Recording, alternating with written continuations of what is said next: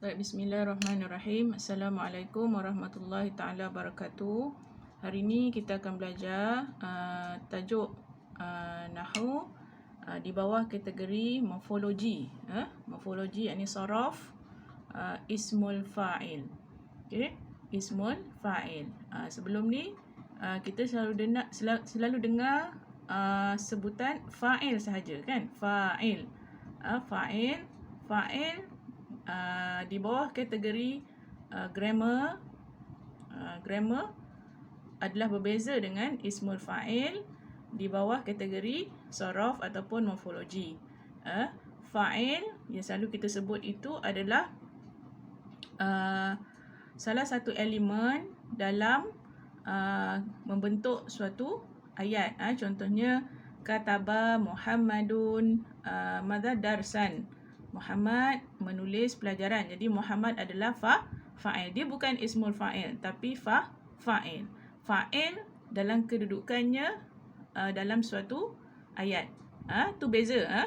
Itu adalah beza.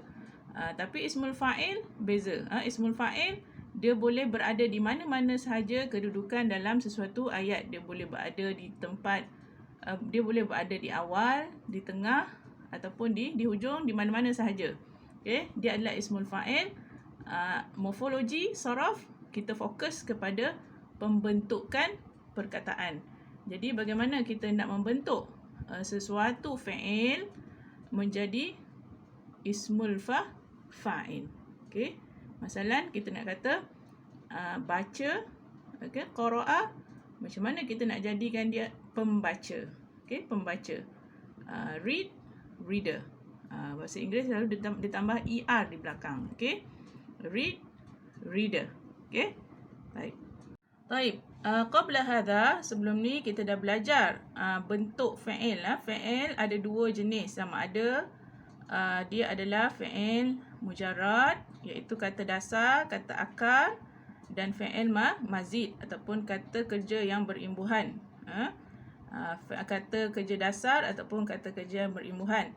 Al-an nurakiz fi al-fi'lil mujarrad. Sekarang kita tengok macam mana kita hendak membentuk ismul fa'il dari kata kerja dasar, lil fi'il mujarrad. Jadi untuk fi'il mujarrad, ismul fa'il dia mesti ala wazan fa'ilun.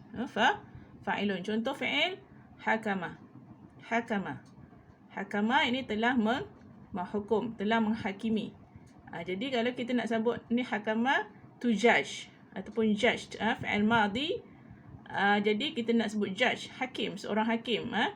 Jadi dia akan jadi hakimun ala wazan fa'il.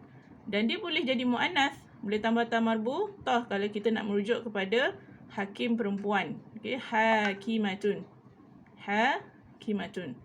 Okey, contoh ayat, hadza hakimun adil. Ini seorang hakim yang adil. Ataupun hadhihi hakimatun adilatun. Ini seorang hakim perempuan yang adil. Baik, contoh fi'il yang kedua, ghafara. Ghafara yakni forgive. Fi'il madhi. Jadi kalau kita nak sebut forgiver, pengampun. Bahasa Melayu selalu kita sebut ada pe di belakang. Pengampun. Forgiver jadi ghafirun ataupun ghafiratun. Okey. Jadi contoh ayat, innallaha ghafiru dzunub. Sesungguhnya Allah itu pengampun kepada dosa-dosa. Okey. Okey, kataba dia akan jadi katibun. Kataba, wrote, telah menulis. Kalau kita nak sebut writer ataupun penulis, dia akan jadi katibun ala wazan fa'ilun. Penulis lelaki, ataupun kalau kita nak rujuk kepada penulis perempuan, dia akan jadi katibatun. Baik. Contoh ayat, anhal katibu maqalatahu. Penulis itu telah menghabiskan artikelnya. Ataupun untuk muannas, anhat al-katibatu maqalataha. Penulis perempuan itu telah menghabiskan artikelnya. Okey. Tu dia. Kalau untuk fi'il mujarrad, kena ingat untuk membentuk ismul fa'il mesti ala wazan fa'ilun. Okey? Baik. Baik, cuba kita tengok fa'il mujarrad juga, tapi untuk fa'il mu'tal. Fa'il mu'tal yakni yang ada huruf L, huruf illah. Shoma, shoma, telah berpuasa. Jadi kalau kita nak sebut orang yang berpuasa, dia akan jadi shaimun, ala wazan fa'il. Shaimun, shaimatun. Okey, shaimatun. Orang yang berpuasa merujuk kepada seorang perempuan. Yuftiru shaimu inda adzanil maghrib. Orang yang berpuasa itu berbuka ketika azan maghrib.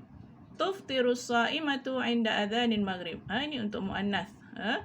Orang perempuan yang berpuasa itu berbuka ketika azan maghrib. Ba'a, telah menjual. Jadi kalau kita nak sebut penjual, ini sold, seller. Okay, seller, penjual. Dia akan jadi ba'i'. Nampak tak dia punya pattern dia? Ba'i', shaim, ba'i', naim, hakaza. Okay. Ni penjual lelaki. Ba'i'atun, penjual perempuan. Contoh ayat, akhadhal ba'i'u thamanal bida'ati. Okay, penjual itu telah mengambil harga barang. Akhadhatil ba'i'atu thamanal bida'ah. Okay.